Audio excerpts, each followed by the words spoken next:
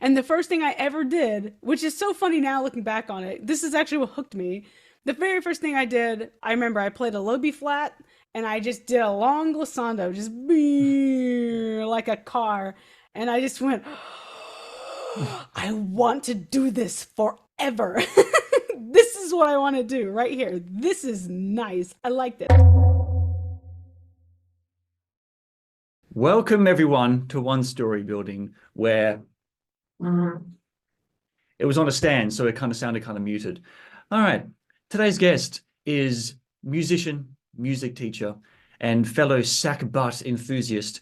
It is Allison Martin. Welcome to One Story Building. Hello. Thank you for having me. Glad Well, to be here. thank you for being here. So I say the word sack butt because that's a funny word, and the trombone. It is a funny instrument. It is a silly joke instrument. And to prove it, I only have two words to say. Lanky Kong, the joke character from Donkey Kong 64. He plays the trombone because he's a joke. He has a funny face. So how did this happen? In your opinion, how did the trombone become such a silly joke instrument? Well, what a great, fun first question because I'm not sure, I don't know how much I have been researched prior, but I actually, very, very recently, I did a panel about this very thing at the Music and Gaming Festival in Washington, D.C., where I talked exactly about this thing. So, first of all, Lanky Kong, awesome. Lanky Kong was always my favorite because the trombone. I always loved running around with the arms, that was great. So, in terms of trombone silliness, which I like, by the way, I like being silly on the trombone. I think it stems kind of back where we first start playing it, which is usually in the sixth grade or fifth grade or sometimes fourth grade, where we're too small and our arms are too short and we don't have like the mental processing power, so we sound awful. And then what happens is that a lot of the time the band teacher, they don't play trombone usually. They'll play a trumpet or they'll be a clarinet player or something. They don't know what they're doing, which is fine. But then you play in a rehearsal and you're terrible, as you are, and because the slide is so weird, it requires a lot more coordination than, a trumpet with their dumb buttons. And then the teacher will just look at you and they'll say, well, trombone's hard, so okay. And then they just kind of let things slide. Mhm. What they do, they let things slide, right? And then you just sort of like grow up in that reality where you just think, well, trombone's just hard, I guess. It's just hard, and that's why I suck. And it's like, no, it's because you suck. But they don't know any better. I didn't growing up. I didn't realize the kind of finesse that you could play, the trombone with. I was just told trombone is hard, it's bulky, it's awkward, and that's just what trombone sounds like. And then we grow up with that sort of notion. And then eventually, because we're not really playing fast stuff, we're not playing light stuff, we're just playing silly, sort of sloppy stuff, then that's the image everyone else has, right? Because that's all they hear people playing. And then it just sort of is a cycle after that. And then I just cry. Yeah. Yeah, I don't think that anyone under the age of maybe 16 can technically be an expert at the trombone because their arms aren't long enough to get to seventh position. I remember when I was like 18, 19, still playing the trombone, I was like, oh, finally I can reach it. Now my repertoire has forever expanded. So I have a deep dark secret for you, and that is that I still can't reach it. And so I cheat. I have a trombone with an F attachment Mm. with the trigger that you press, and then you only have to go out that far. And so if I ever have to mess with anything seventh position, I just don't do it. I just play with my trigger trombone, and then I'm fine. Hmm. I wish I could play out there. I envy you. That'd be so nice. Well, I am Lanky Kong. I walk around with my arms. I've got long, gangly arms that are conducive to the trombone. That may have actually been why I picked the trombone. It's like how pets sometimes look like their owners. Sometimes people pick instruments that are like them. Yeah, it's true. I've had a lot of people tell me it's weird. I've had a mix. I've had some people say, "Oh yeah, I definitely see that. Yeah, trombone, sure." And then I've had a lot of people tell me like, I don't. It just seems weird. I just can't imagine you playing that. That's so odd. I've had Hmm. both, which is weird. I don't know. What do you think I look like? Do I look like a trombone player? You look like a classy musician, although that may just be the black framed glasses speaking. Yeah, it's the glass. It's definitely it's the concert black shirt I'm wearing. Hmm, You know, hmm. got to come prepared. Concert black. Yeah, yeah, me too. Nice burgundy dress shirt and the glasses. Exactly. It's the only way to be. Hmm. Trombone player. It's like the trombone player get up. Yeah. Hmm. Sure, I believe it. It is unfortunate that I can't really think of a piece of music from anything where the trombones play some major role. Because we've got the flutes from the Blue Danube waltz, the da da da da toot toot toot toot that thing, Hmm. trumpets from William Tell, and so on, and 8-bit sounds from the best piece of music ever made, the Tetris theme. And all I can really think of when it comes to the trombone is The Trombone King by Carl King. Bum, bum, bum, bum, ba da, da, da. And 76 trombones from The Music Man. But those have the word trombone in them. So I've sort of disqualified them. Do you know any bits of music from anything where the trombone is the star?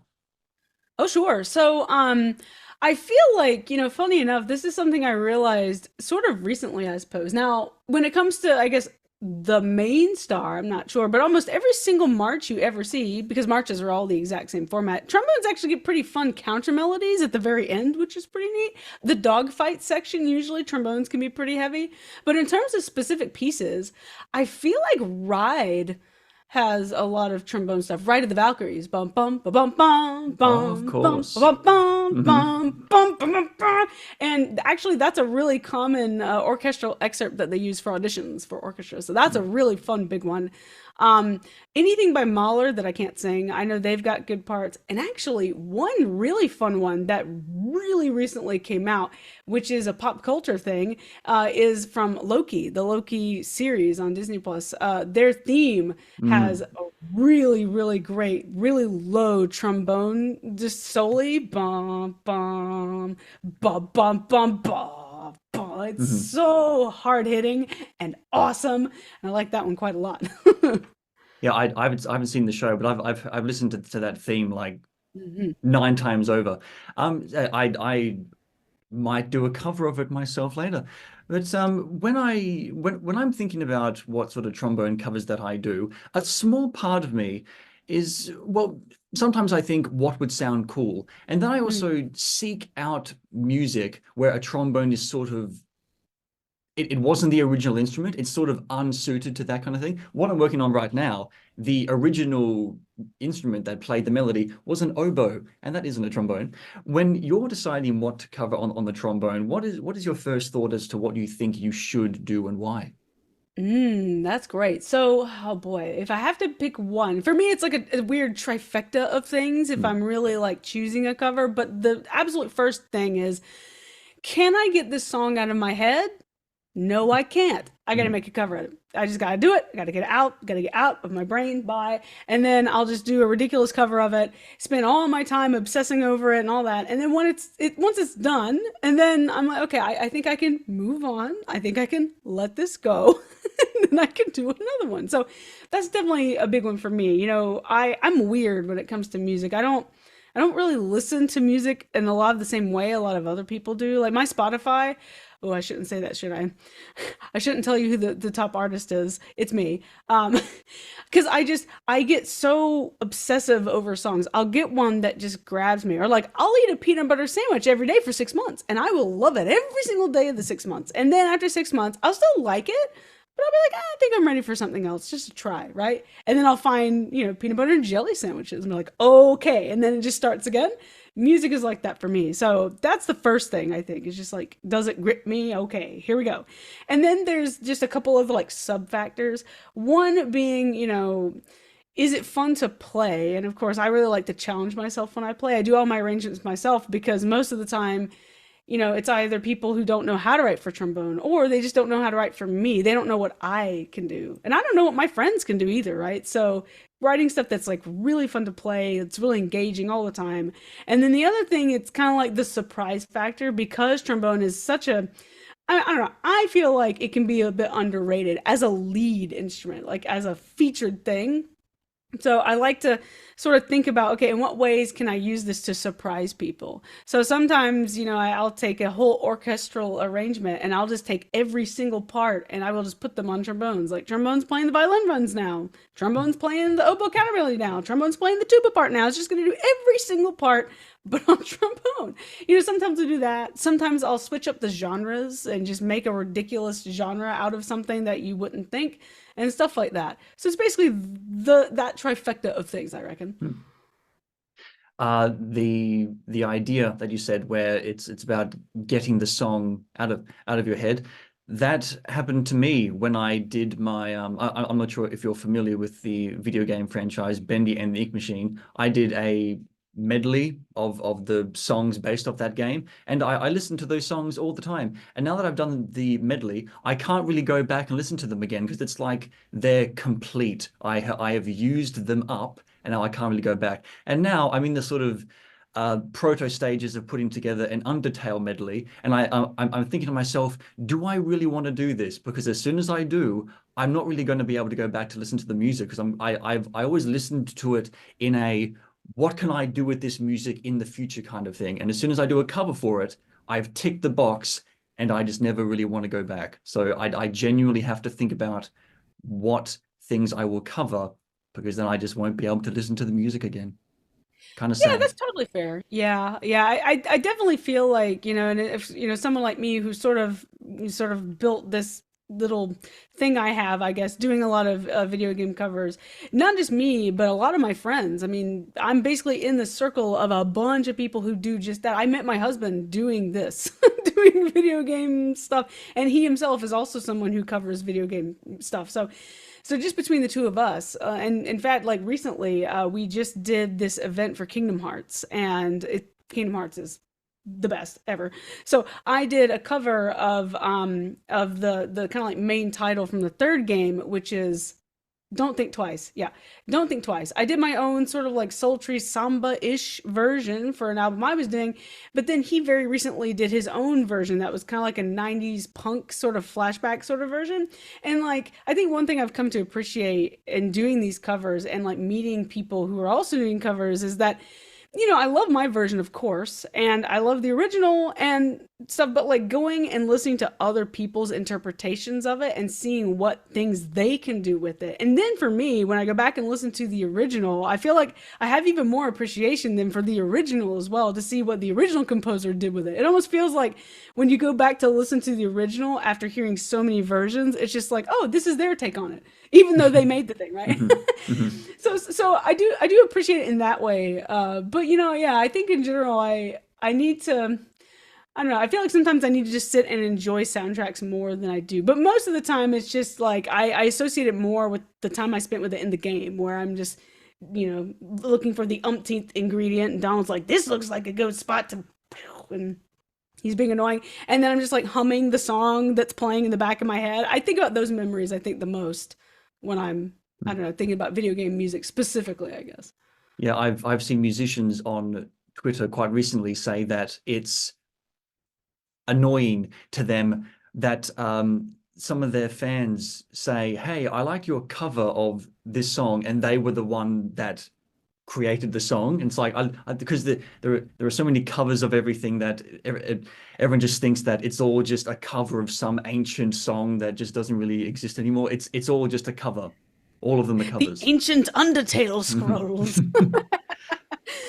Yeah, yeah, that's a thing. That's a thing for sure. Especially, one thing I found that's been really, really fun is there's a lot of really tiny indie developers, and I really actually love interacting with them and covering their songs, especially. I did one a while back for a game for the Playdate. Do you know about the Playdate? The Playdate, is that a game? The Playdate? Oh, good. Well, now I get to show you. Oh, this will be fun because I have it right here. The Playdate is it's a console, and it Oh, comes with that's what that a is. Okay. crank, and you can crank with it. Ah. Very fun. Has a lot of cool games on it, like Mars After Midnight. And there's a game on this. It's called A Joke Worth 99 Cents. Really catchy background song. And it's just one song that plays through the whole thing. And I ended up just getting that stuck in my head. I did a big band arrangement of it, and I contacted the original composer who had been on Britain's Got Talent, which was neat. and talked with her, and it was really nice because then she and I got to talking, and she's super nice. I got to know her a little bit, and to be able to to do a cover like that where you're in direct contact with the original composer, it means a lot to them. So I think that's really fun too, just to kind of like meet new people and show them how much you appreciate their work. Mm. Yeah, yeah. I talked about this with a previous guest where when you go to a convention and you ask for a voice actor or any actor to sign something, it's sort of like your gift to them more than it is their gift to you, because it's like, I appreciate your work. Thank you. This is my appreciation. Please sign my thing because I like you. For sure. Yeah, and I think a lot of people they appreciate those kinds of interactions. And heck, even I appreciate those. I've gotten comments before, on Instagram and what have you, where people literally have said to me like, you've inspired me to keep playing the trombone, or hey, you made me want to get better, or things like that. And they'll just reach out and say, hey, like I literally got better because of whatever thing you said. This is really great. I really appreciate you. And like just to see that, just to see something that you have done affect anybody literally in any way, especially right now, 2024, nobody has any attention span, not even me, you know? So like the fact that anyone stumbles upon anything I've made at all, and then to have them, be affected by it in any way at all, and then to have that effect actually be a positive thing, I'm like, that's nice. Huh, that can happen, can it? Okay. Yeah, it's a good thing. You've said that your first instrument was the violin, and then you stopped that to play the saxophone. And you still play the saxophone, and now you also play the trombone. Why the change? Why changing through these instruments? Oh me. So essentially, I think well with violin, and I was young. I played it like I think I was like 8 when I started. I basically was in there for a year in elementary school. The person teaching was a chorus teacher. She didn't play violin. It was just to start the kids out, and she basically said to my parents, "Hey, she's doing great. She's got to leave. I can't deal with her. Like take her to someone who knows what they're doing." And I took lessons for about I think a year or so with a private teacher, and I quit because I wasn't aware. I didn't know why at the time, but my sound was just kind of like usually when you hear a violin it's like no, no, no, and when I played it was just like and I didn't know of course that it's because they were shaking the wrist and they were doing vibrato. I didn't know what that was when I was that young, but I knew that I didn't sound like the people that were on the records and such, and I was frustrated, but the teacher never really told me anything about that. She never explained, oh yeah, it's because of vibrato, we'll get there eventually. She never told me that stuff. So I quit because I was just frustrated, and I wasn't where I wanted to be. And then I essentially, I joined bands, and I got more excited about that. I got a saxophone because my dad was just like, we have a saxophone here. And I like saxophone. I do. I like it. I like to hear it. Playing is, I mean, I'm bad now, but playing is fine. But essentially, I had just played saxophone because that's what we had. And it was fun, play for a few months. But then I had gone with my dad to a friend's pawn shop that he had at the time. That's back when pawn shops were good, before the internet ruined everything, where people actually know what they have now. But back then it was pretty cool. And he was a nice guy, and he would cut my dad deals and stuff because they were friends. And my dad drove me over there one day, and I saw a bunch of trombones hanging on the wall. And I was bored, but I saw them and I was like, ooh. And so I said to my dad, hey, can I try one of these just to try? And they were just hanging up there. So our friend took one off the wall and said, here you go. And the first thing I ever did, which is so funny now looking back on it, this is actually what hooked me. The very first thing I did, I remember I played a low B flat, and I just did a long glissando, just like a car. And I just went, I want to do this forever. This is what I want to do right here. This is nice. I like this. And so we actually had to talk to the teachers at school. Switching instruments is not a thing you would do that early. Most teachers won't allow it because most kids have absolutely zero work ethic. And the second something doesn't go right, they whine until they can just pick something else, right? But for me, I was very hardworking, and I tried trombone very hard. I played in my basement like a little troll, like literally for weeks. I got a book, and I was just trying to figure out how the thing worked, and I taught myself. And so then finally, my mom talked to the teachers like, hey, she really wants to play trombone. She's literally been playing by herself for weeks and weeks and weeks. She'll take a playing test. Anything you need to do, can she change? And thank goodness they actually allowed me to do that. Very rare, but they let me do it. And then I think it was the next year I joined, I think I did an audition and I made the district bands, which, you audition all the best kids in the district, which was basically like, I don't know, just like 10 towns or something, right? They all come together. And then the next year I made the Georgia All-State Band, which is a collection of all the kids from the whole state of Georgia. All those best kids come together and play in a band. So I'm glad they let me switch, and I think they were glad too when they saw the results at the end. Hmm. Mm. Yeah, when I was in primary school, I was learning the trombone, and I wanted to learn the saxophone, and my parents were like, "No, it's too early for you to learn two instruments." So I didn't. And then years later, I bought a saxophone, and I know how to play it in the same way that I know how to play chess because I know how all the pieces move. Anyway. Yeah, that's me on saxophone. I am very good at recording saxophone and just recording, and that's it. Mhm. I can't play. My fingers don't work now. It's been far too long with the slide. Even my valve work, I'll be honest, my valve work is not really as sharp as it really could be. It's fine, but I think if any valve brass player watched me play with valves, they'll be like, "Yeah, it's trombone player. Trombone player. She has no idea what she's doing. Mhm. Zero." Oh well, I don't need those. I have a slide, so we're good. There was a video that you did for the VGM Together YouTube page where you played covers from video games. But what stood out to me the most was at the very end, some guy was throwing names of the music titles at you, and you would like just playing them off the top of your head. I don't really know how someone would even get the time to get that skill. Like, how do you learn how to just play the music off the top of your head? That's a good question. Yeah, like rapid fire, those are fun. Mm, If you know the song, it's fun. I didn't know a lot of the songs that day, I think. So I think for me, now I'm gonna preface all of this by saying I'm kind of a cheater because I have what's called perfect pitch. So I'm already cheating from the get-go. Basically, if I hear a pitch, I can tell you, yeah, that's an A, that's an mm, F. I've heard it compared to sort of like how people see color normally. How people see the color normally, where if you picked up a piece of construction paper and it was red, how do you know it's red? It's just red. Of course it is, right? You see mhm. it, it's red. The end.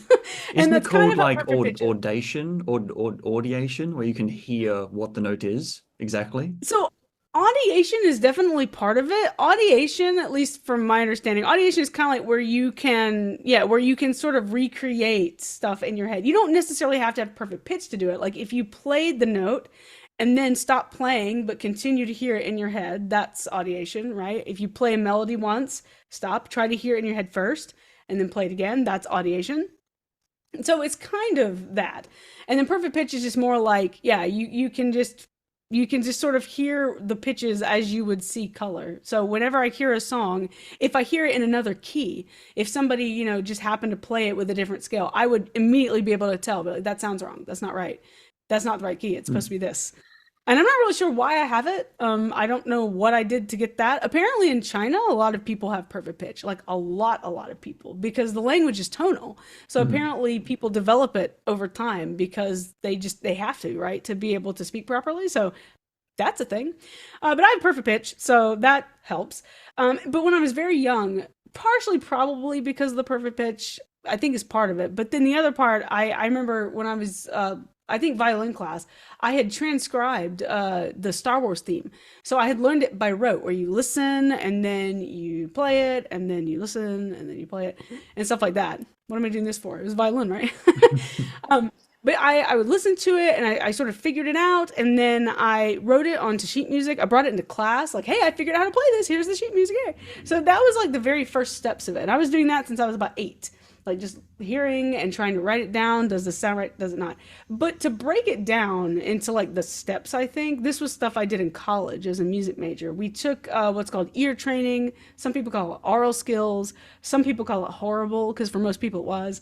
But you would go in for several semesters and you would learn how to learn by ear, basically.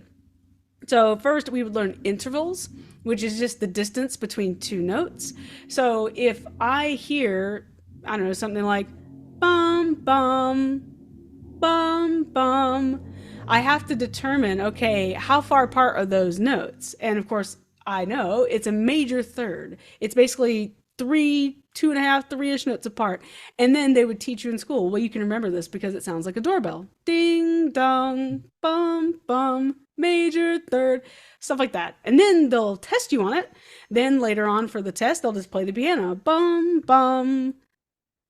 And then they'll play another one like bum bum. And you have to determine, okay, is that one a third? Bum bum. Sounds a little different. Okay. And then you have to determine what that interval is, stuff like that. And then once you start hearing more songs, it's just breaking it down into intervals. Like you just listen to the first two notes. Okay, how far away are those? And you write those down. And then the second two, how far away are those? And then eventually you start to build a kind of a fluency, I reckon. Yeah, it's a whole process. But yeah, it's fun in the end, I reckon, maybe. I don't know this very well, kind of surprisingly, but trombone champ on your left, that little doll. He sure is. Yeah. He sure is. Now, I was told by the creator from Holy Wow Studios, his official name is Horn Lord.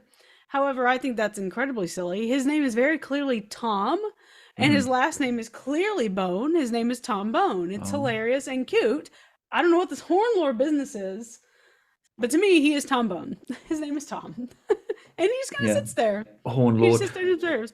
Yeah, it was a makeshift campaign. It was like a limited run, but it was really nice actually because the creator they took all the proceeds from this run and they donated it to I think it was the like some collection of shelters in New York for like animal shelters, Mhm. which was really cool. So they put all the proceeds towards that to take care of the animals, which I thought was pretty neat. And then I got a little guy. No, great. Win Yeah. win. Yeah, those dogs and cats need to get musical instruments to help with their musical career. Some of them do. My Mhm. cat does. He hates me. He hates my trombone. He is the Mhm. worst. Oh, but fine when the guitar's going. That's fine. But nope, no trombone for him. Yeah, yeah. My niece watched me play the guitar, play the trombone, and she started to cry. So I just don't do it when she's around, or Nice. until Yeah. until she gets older. Isn't that like a trombone rite of passage though, making a child That scares cry? I've done people. it, Hmm. right? Hmm. I got my nickname Airplane. I was in a group called Kappa Kappa Psi, and we went to elementary schools to sort of introduce kids to instruments and get them interested in music. And I had done a glissando for like a first grade class, just the classic, just that's what a Hmm. glissando is, kids. And then we'd gone through the rest of the presentation, all that was good. And then we asked for questions, and this one kid was like, "Can you do the airplane sound again?" And I remember very distinctly, I thought, I didn't do an airplane, but I mean, hey, kid, if Hmm. you want an airplane, here you go. And I did what's called a growl. Do you know what that is? Yeah, yeah. Okay, wonderful. Of course, people listening probably don't, but it's essentially when you roll the back of your tongue, "Rrrr," like you're Mm. not supposed to do at work. Um, did that, and then glissando just "Grrr," like incredibly loudly, and I had like a whole class of first graders covering their ears. They were doing the rocking back and forth and everything. It was awesome. Hmm. It was unintended. It was unintended, but I did make a child cry. That is a thing. Yeah. I thought you were about to say that the glissando on its own made the kids cry, and I was thinking maybe it's like a really absurd image where this brass sort of pristine looking thing makes a very unnatural kind of sound because the things in nature don't really make that kind of sound, so it's like this weird stimulus. Yeah.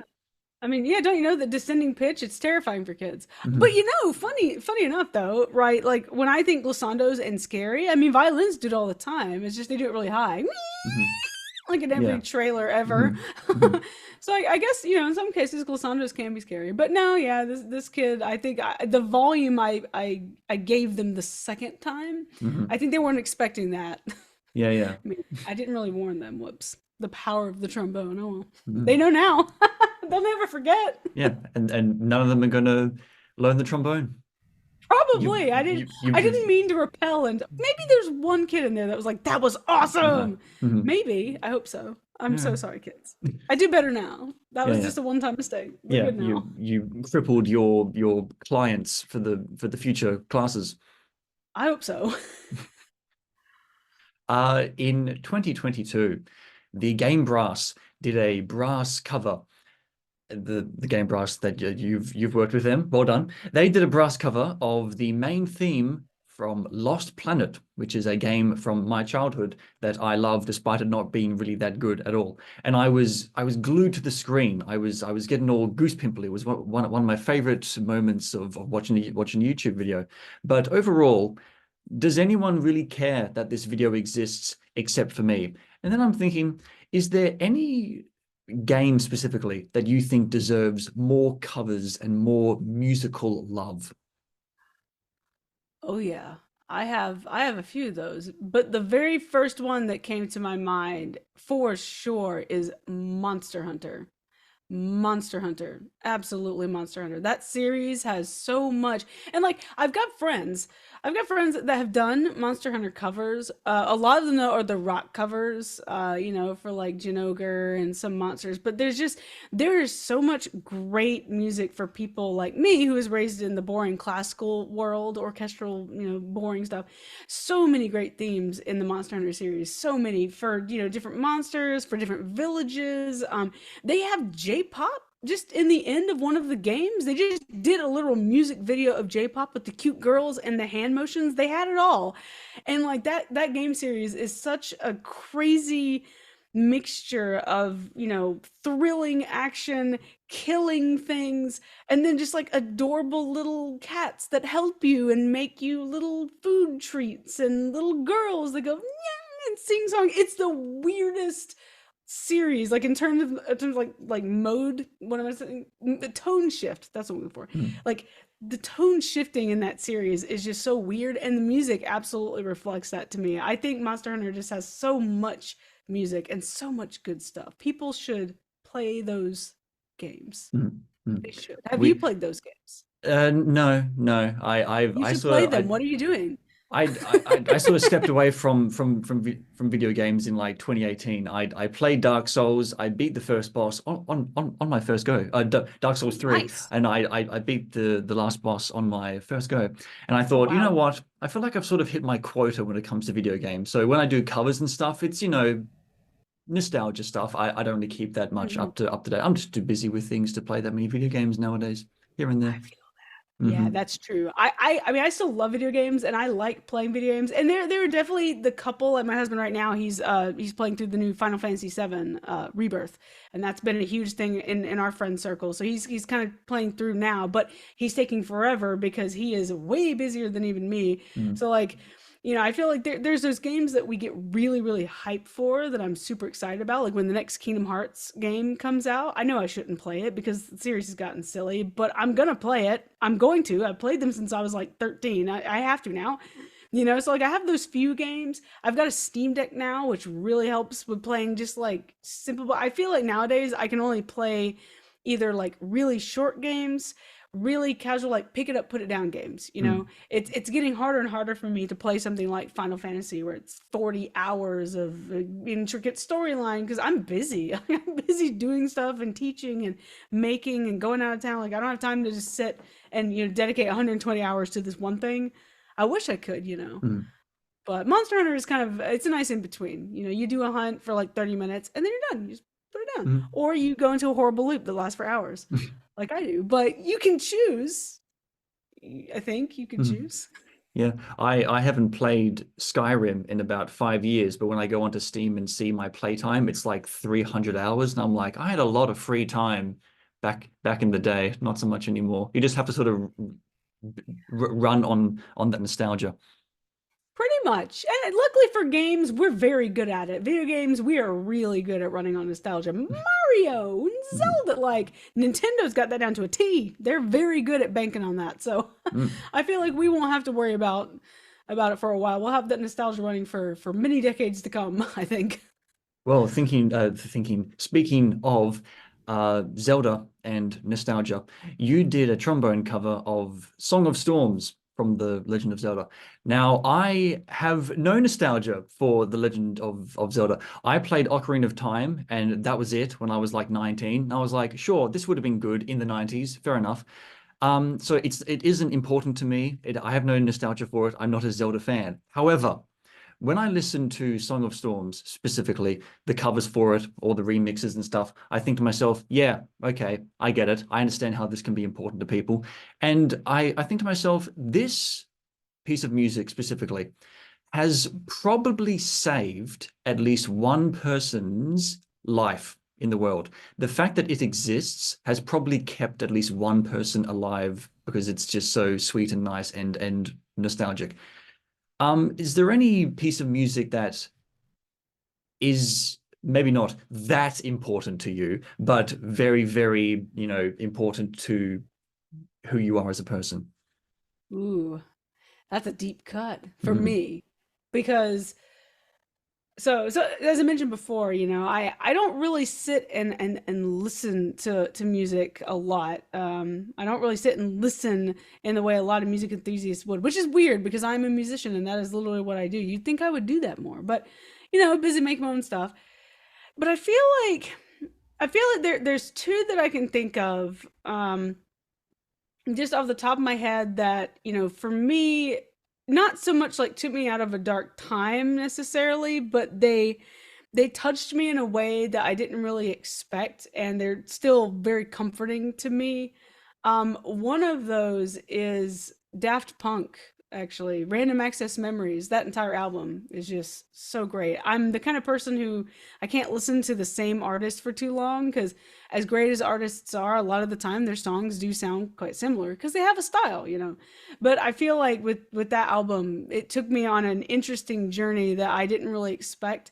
And the song Touch that they did, Touch to me was an experience that I did not expect to have at all. It was an actual journey in my mind. I sat there just mind blown the whole time, thinking, okay, and they added so many amazing elements, and I can sit and close my eyes and just be in the song.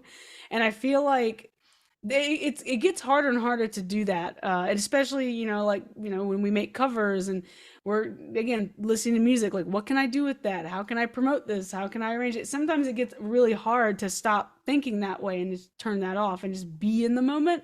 And so for me, Touch is a song that really lets me do that, and so for me that's quite comforting.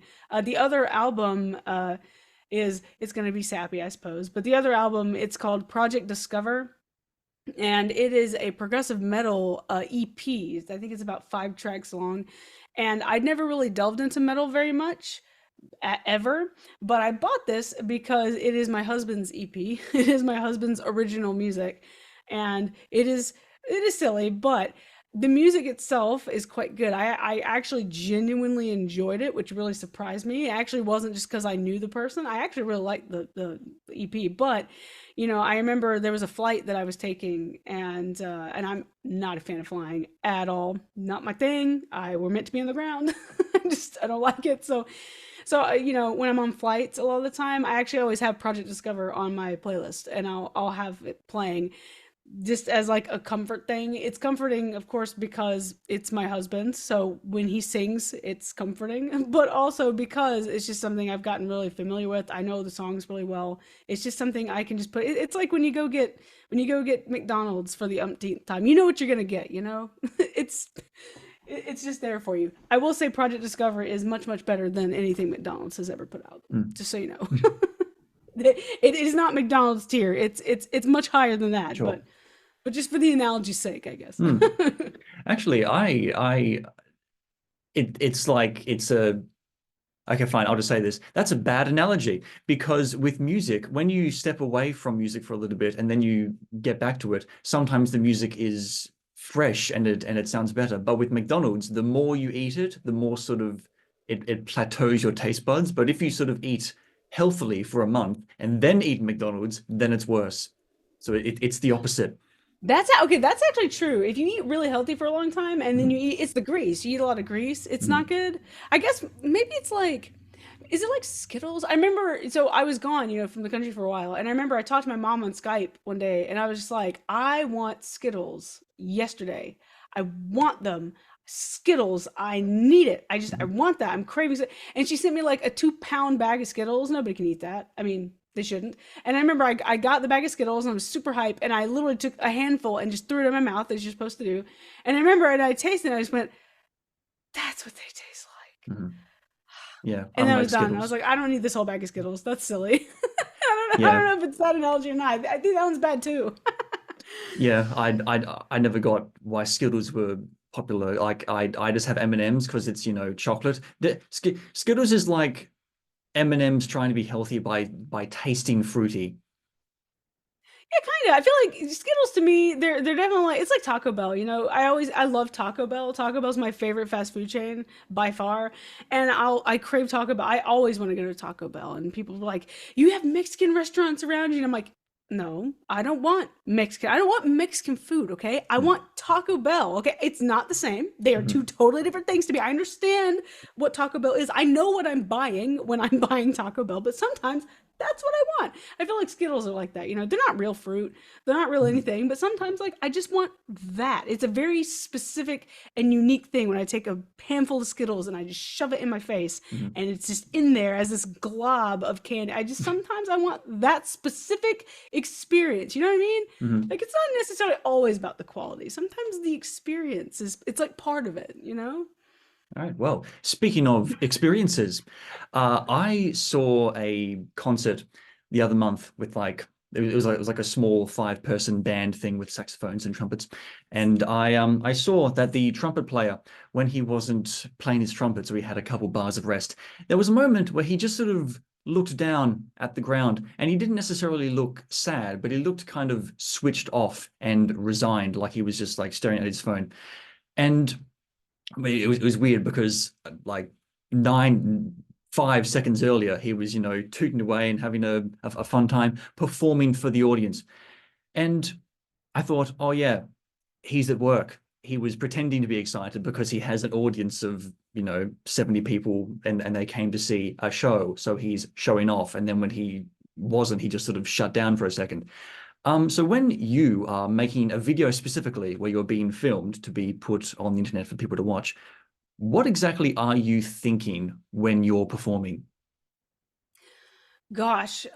So I'm thinking, okay, you gotta move more. Don't be static. Because if you just play like this, it's boring. People don't want to see that. So you have to like you get into it.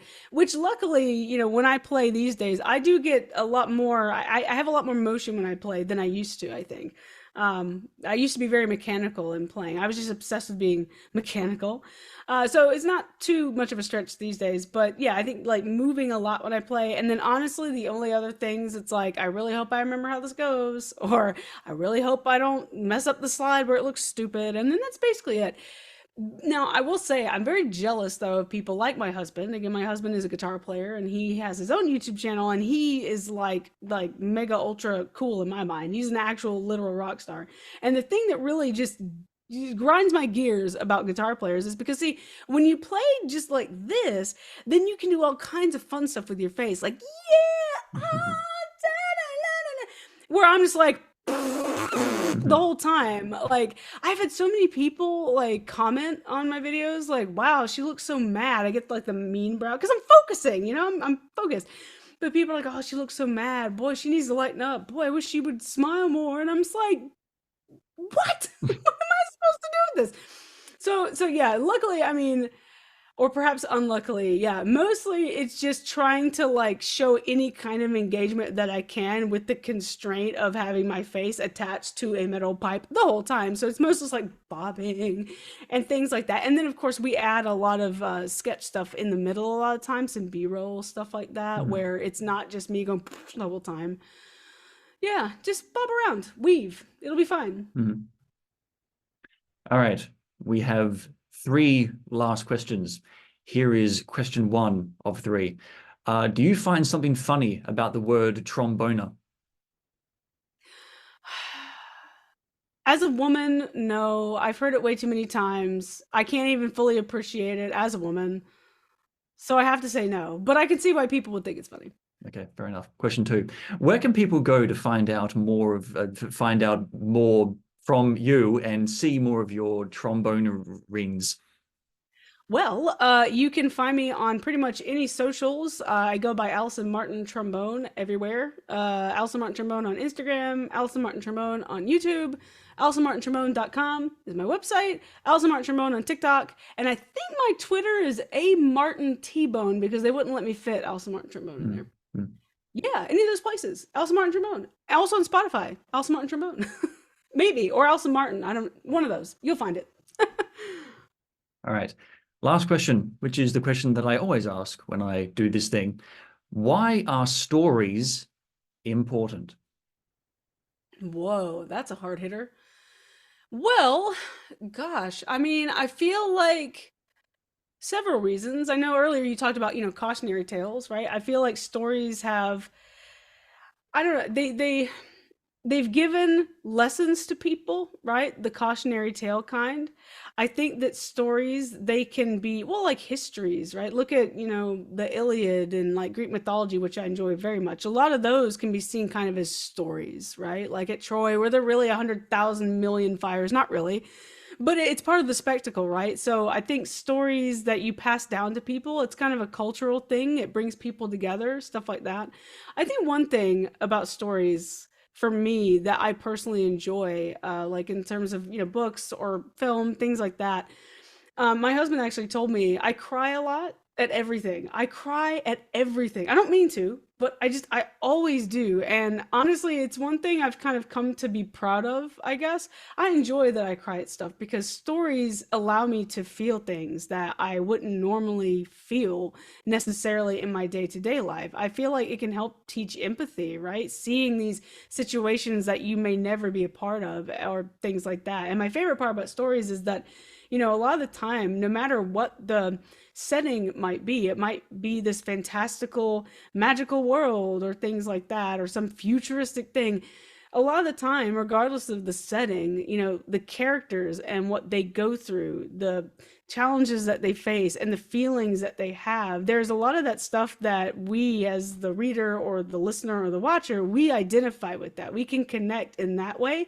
Feeling is kind of what brings it together, I think, for me, which is pretty cool. I feel like that's why Game of Thrones got so popular, even. So many people who never cared about any of that nerd stuff. They liked Game of Thrones because it was showing situations and showing characters feeling and doing things that we actual people do.